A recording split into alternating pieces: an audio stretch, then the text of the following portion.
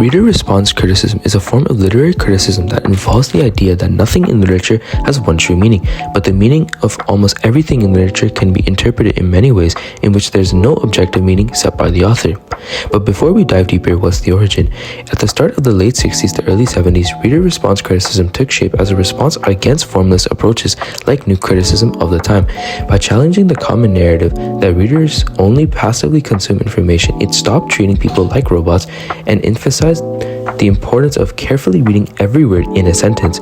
However, thanks to key figures such as Louise M. Rosenwald, who was considered the founder of this theory since she created the idea of reading as a transaction where each reader creates their own meaning, she had also highlighted that there were two main ways of reading: inferent reading, which focuses on gathering information from a text like a manual, and aesthetic reading, which involves the personal and emotional engagement with the literary work. Next, Wolfgang Iser was introduced the idea of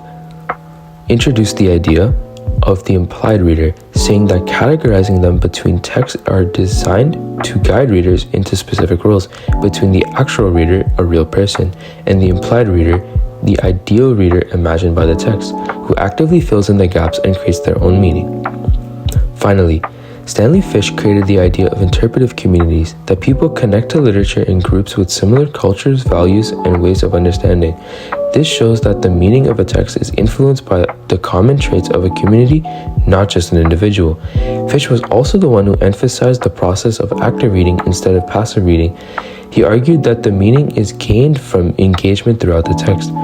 Although there are many approaches to reader response theory, they can be summarized into four key concepts. The first is textual response theory, which encourages us to analyze how the texts create meaning by showing the interaction between the reader and the text, by shaping how the reader perceives what is being read and how it helps to complete the full meaning of the text overall. Next, the experiential response theory focuses on the reader's experience while reading the text, with things like affective styletics, which emphasizes the emotional effects the text has on readers, something that New Critical believes that emotional responses should not be encouraged. Next, the psychological response aspect allows readers to connect to a text as if it were their own lives. This could be done by projecting their emotions through how they see themselves in certain characters or narratives as a reflection into their own lives. Finally, the social/cultural response theory is based on the interpretation of literature over time. Literature is always in a constant state of evolution, and this can be seen by the people reading it.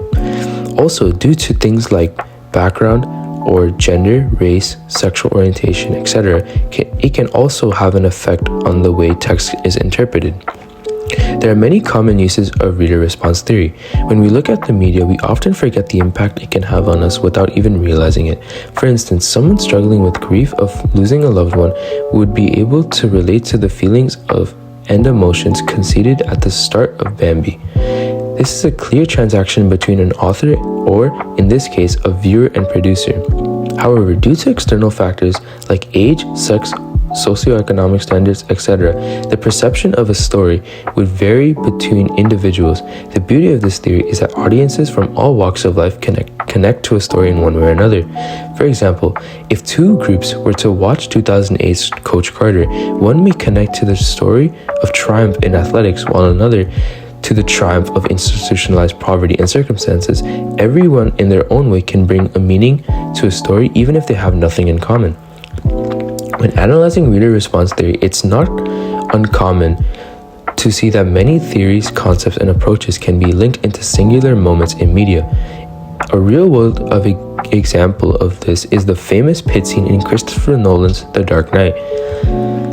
In the textual sense, Bruce Wayne, Batman, climbs out of the hole. That it is the personification of hell. It indicates to the viewer that his experience and his struggle can relate to their own lives. The experimental is seen through the emotions conveyed at this point as a feeling of tension, and also impending triumph is upon the reader, but also the main character.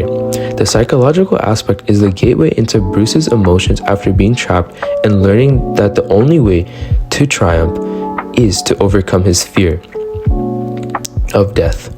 Finally, the social/cultural aspect is through the interpretation. Over the years, this scene has sparked debate over the true meaning. People have argued that Bruce is coming to terms with his own morality, or others argue that this is his way of embracing fear in which he was trying to suppress all along. There are many places we see reader response theory too. Reader response theory is most commonly discussed in classrooms and also formal gatherings. This includes book clubs. Due to the open-ended nature of the theory, it plays a crucial role in sparking debate and crucial thinking among classrooms and book clubs. However, Stanley Fish argues that these groups inevitably have shared values, traits, and culture, etc., no matter their differences.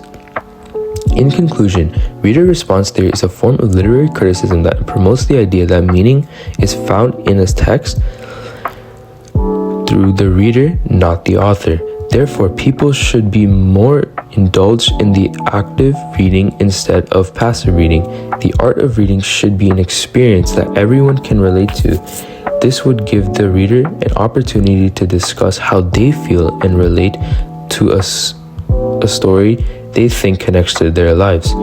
This proves that literature can be interpreted in many ways according to an individual's perception of the concepts of their own personal characteristics and life. Thank you for watching. Have a good day.